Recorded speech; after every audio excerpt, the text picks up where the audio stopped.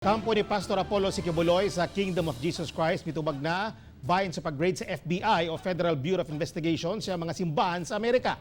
Anang report. Gipangimakak sa kampo ni Pastor Apollo Sikibuloy, pinagi siyang abogado attorney Israelito Torion ang pagkalambigit sa mga trabahante sa Los Angeles, California sa mga kasong may kalabutan sa pagsupak sa immigration laws o pagpangabuso. Gipang-aresto sila si Gia Kabaktulan, Marisa Dueñas ug Amanda Estopare. And we will show to the world that Pastor Apollo Sikibuloy is innocent of the insinuations that they have hurled against our client.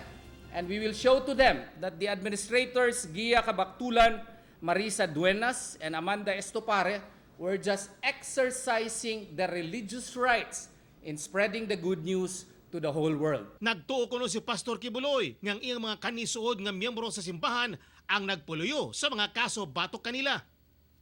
Gani lakip sa mipasaka og kaso batok sa simbahan sa Amerika kanhi abogado nila.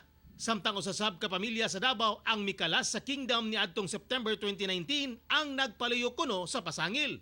He was saddened because he knows that the persons behind this recent complaint were persons very close to him.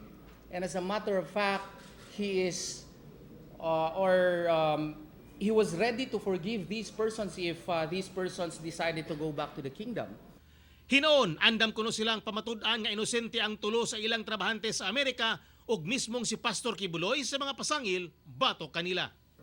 So we will face these charges and we await our day in court. And we will show to the world that Pastor Apollo Sikibuloy is innocent of these charges. Kauban si Joe Pascual sa kamera. Ako si Teko Campo para sa One Mindanao.